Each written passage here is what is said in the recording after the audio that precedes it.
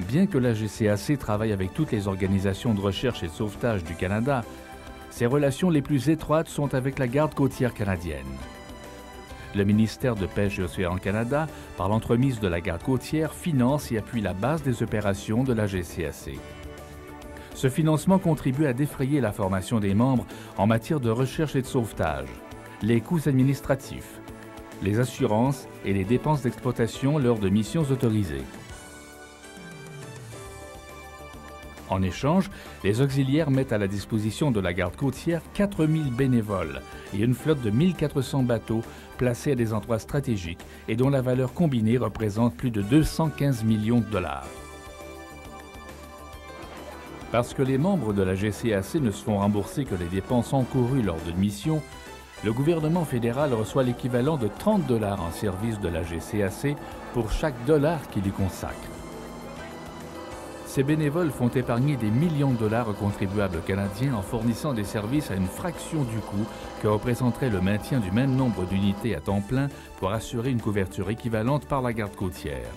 De plus, la disponibilité de la GCAC pour les missions maritimes permet à la garde côtière de coordonner ses ressources d'urgence plus efficacement, de remplir d'autres tâches importantes et d'assurer d'autres responsabilités. Pour être prêtes à répondre à l'appel, les régions de la GCAC organisent des compétitions pour leurs membres afin qu'ils demeurent à la fine pointe des techniques d'intervention d'urgence. Les compétitions régionales de la GCAC, comme celle-ci à Sorel, au Québec, sont une des meilleures façons d'exposer les membres aux exigences de chaque territoire.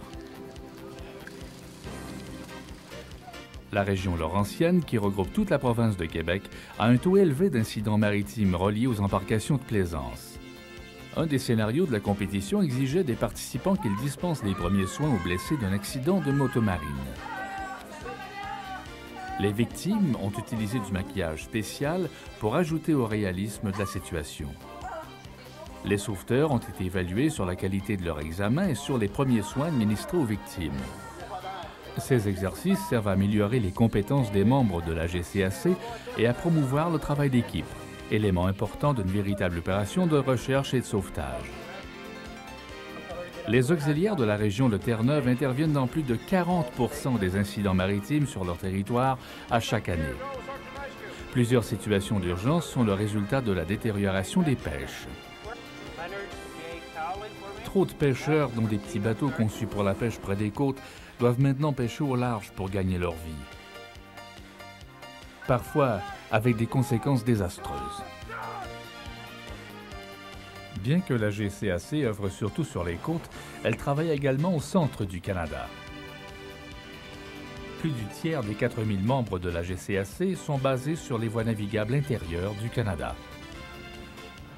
Sa visibilité augmente.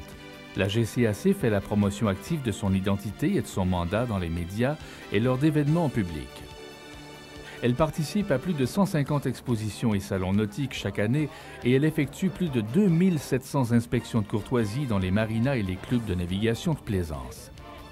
Les inspections de courtoisie permettent de vérifier la présence de tous les équipements exigés à bord par la loi, tels les dispositifs de flottaison personnelle, les gilets de sauvetage, les extincteurs, les fusées éclairantes, les avertisseurs sonores et les feux de navigation. La prévention est aussi une priorité pour la GCAC.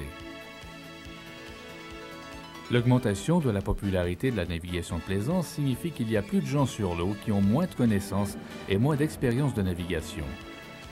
La GCAC travaille à l'enseignement de la sécurité nautique afin de prévenir les accidents et les pertes de vie.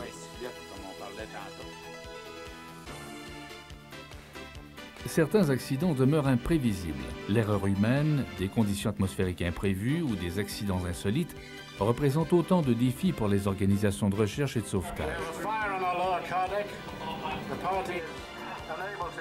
À chaque année, des exercices sont planifiés pour mettre ces ressources à l'épreuve et s'assurer que les professionnels et les bénévoles sont prêts. Un de ces exercices a eu lieu en Colombie-Britannique en février 1999. L'incident, un incendie simulé à bord d'un traversier transportant 400 passagers.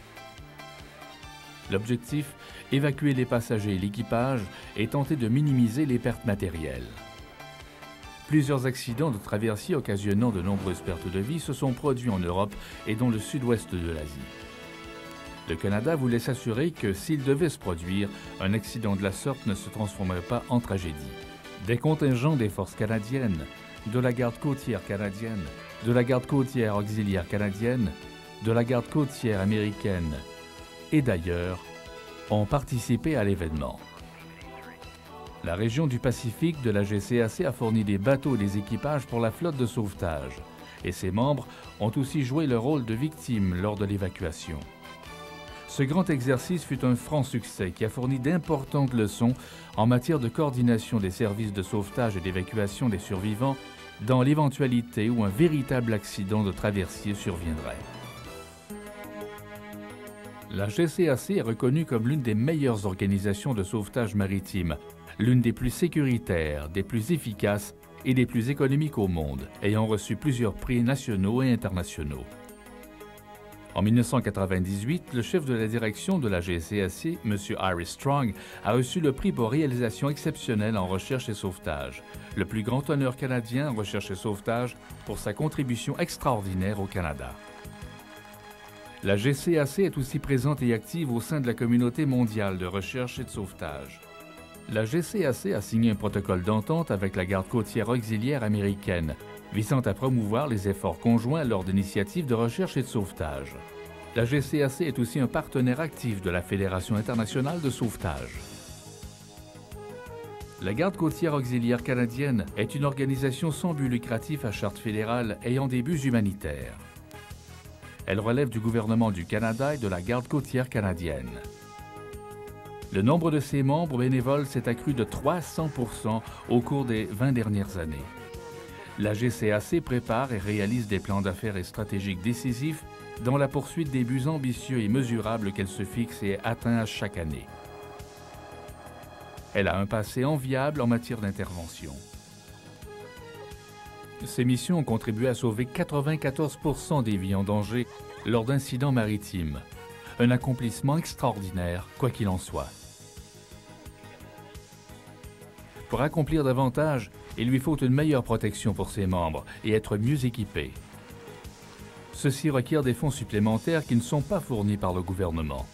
Elle a aussi pour but d'être encore plus active en matière de prévention et de sécurité nautique afin de réduire le nombre d'incidents.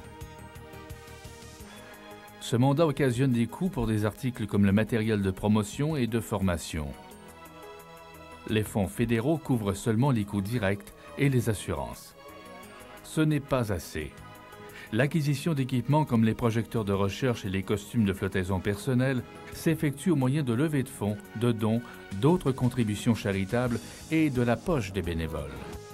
Il faut faire davantage pour soutenir la GCAC dans sa constante lutte pour aider les marins et les plaisanciers et prévenir des tragédies sur l'eau. Car, pour plusieurs dont la vie est menacée, la seule chance de survie se présente avec l'arrivée de ces héros méconnus, ces bons samaritains de la mer.